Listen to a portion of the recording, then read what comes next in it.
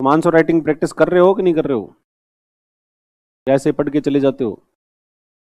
कितने लोग हैं जो करते हैं? कितने लोग करते हो? बाकी उन्होंने क्या सोच रखा है? बेटर लक नेक्स्ट टाइम है। तो आंसर राइटिंग प्रैक्टिस करो, याद होने से कुछ नहीं होगा, ये लिखनी आनी चाहिए।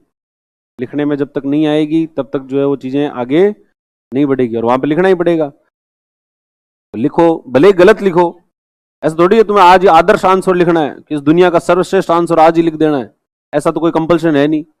गलत लिखो पर लिखो तो सही। शुरुआत करना जो है वो कम से कम गलत नहीं लिखने से तो ज्यादा अच्छा है कि भाई गलत ही लिखो पर लिखो तो सही।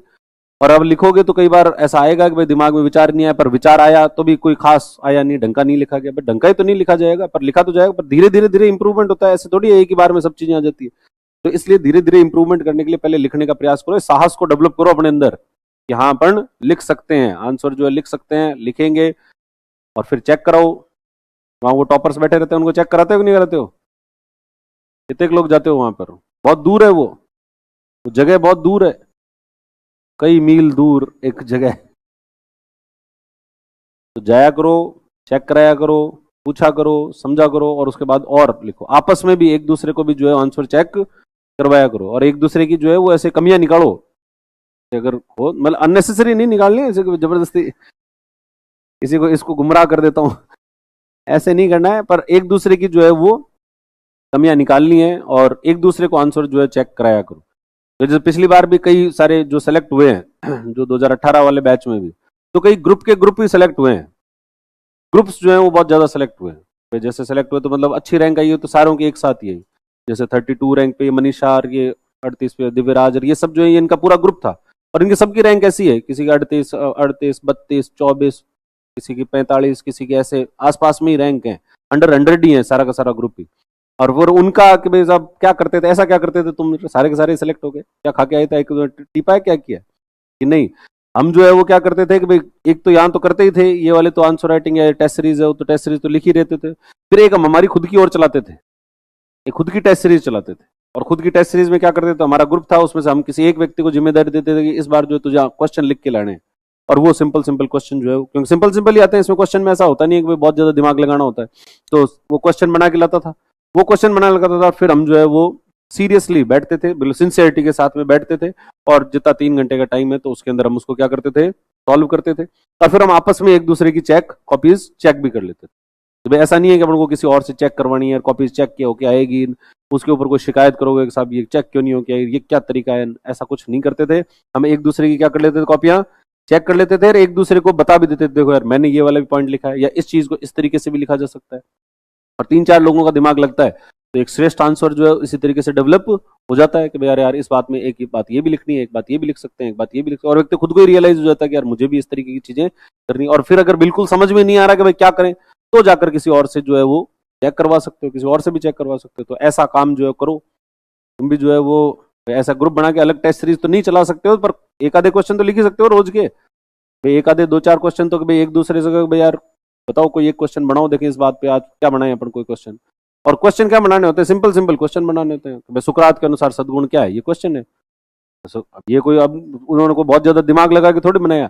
या फिर न्याय, प्लेटो का न्याय के सिद्धांत, इसकी वर्तमान में प्रासंगिकता क्या है, जो सुकरात के इस सिद्धांत की वर्तमान में प्रासंगिकता क्या है, प्रशासन में कैसे प्रयोग करेंगे, ऐसा कोई भी क्वेश्चन जो है वो बनाया जा सकता है। तो क्वेश्चन बनाओ और उसको क्या करने करो, लिखने की कोशिश करो। प्रैक्टिस जो है जितनी लिखने की प्रैक्टिस करोगे तभी जो है वो सिलेक्शन होगा। बाकी याद तो होनी चाहिए, याद तो होगी, परंतु जब लिखने में आ जाएगा तब ज्यादा अच्छी, क्योंकि लिखने में अभी जो है हमारे अभी दिक्कतें क्या आती होगी, अननेसेसरी लिखते होंगे, ऐसे शब्दों का प्रयोग करो जिन शब्दों की कोई जरूरत है ही नहीं। ठीक है, ऐसे शब्दों का प्रयोग नहीं करना। तो ये पता लगेगा, लिखने से पता लगता है यार मेरे को ये शब्द जो है यूज नहीं करना चाहिए। या फिर अपन जैसे कोई एक ही बात बतानी है और उसके लिए बहुत लंबा चौड़ा सेंटेंस जो है वो लिख दिया, और अपन को पता लगता है कि नहीं इसके लिए कोई वन वर्ड है ना, वो एकार्थ क्या होता है हिंदी में आता है ना, इंग्लिश में होता है वन वर्ड जैसे होते हैं। हाँ, वाक्यांश के लिए एक शब्द, तो बस वाक्यांश के लिए एक शब्द जो है वो क्या हो सकता है, तो वो वाक्यांश के लिए एक शब्द यूज करो। मैं पूरा वाक्य क्यों यूज करूँ, एक शब्द के अंदर जो बात कही जा सकती है तो उसके अंदर कही जाए। ठीक है, अगर कोई डायग्रामेटिक रिप्रेजेंटेशन किया जा सकता है तो वो किया जाए।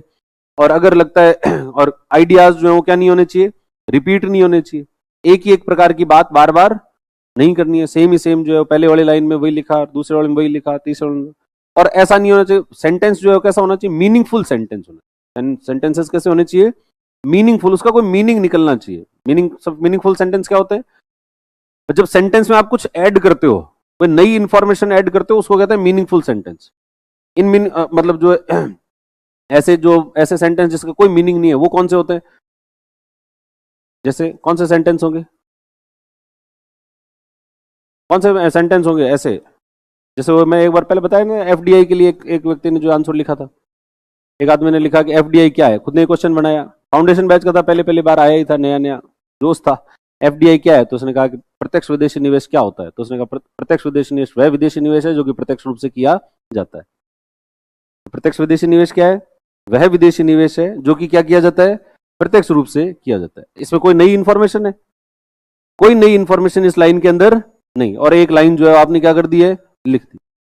इसमें कोई इंफॉर्मेशन होती तब तो ये होता है कि भाई हाँ आपने कोई जो है एडिशनल इंफॉर्मेशन दी है, परंतु ये तो उसी चीज का रिपीटेशन है, उसी बात का जो है वो क्या कर दिया है, रिपीटेशन कर दिया है। जो है भारत के अंदर गरीबी, तो गरीबी में क्वेश्चन है, भारत में गरीबी एक बहुत बड़ी समस्या है। अरे बड़ी है तभी तेरे से पूछा है यार, बड़ी है ये तो हमें पता है, तो आगे बता, को ढंग की बात बता, ये बड़ी है, ये बहुत महत्वपूर्ण है, और यही सबसे जटिल समस्या है। इससे ज्यादा जो है वो क्या करो, कारण बता दो उसके लिए, उसके प्रभाव बताओ, गरीबी से होता क्या है, किस तरीके से समस्याएं आती है, व्यक्ति को दो दून की रोटी नहीं मिलती है, क्या होता है, उसे समस्याएं क्या आती है, तो वो या तो उसके कारण से शुरुआत करो, या उसके परिणामों से शुरुआत करो, या कोई फैक्ट बताओ, या उसको परिभाषित करो कि गरीबी होती क्या है, किसको कहते हैं गरीबी, क्या होती है गरीबी। जब व्यक्ति अपनी बुनियादी आवश्यकताओं को पूरा नहीं कर पाता, तो ऐसी स्थिति जो होती है उसको क्या कहा जाता है, गरीबी। दो प्रकार की हो सकती है, एब्सोल्यूट हो सकती है और रिलेटिव हो सकती है। तब तो ये इसका मतलब है नई इंफॉर्मेशन दी है। या फिर वर्तमान में भारत में गरीबी की जो है वो कितनी है, गरीबी का परसेंटेज कितना है, अगर ऐसा कोई डेटा है तुम्हारे पास तो डेटा से शुरुआत करो कि वर्तमान में भारत में गरीबी जो है इतनी है। अब ये गरीबी बहुत महत्वपूर्ण समस्या है, ये कोई समस्या थोड़ी हुई। हाँ चलो फिर लिखो, देखें।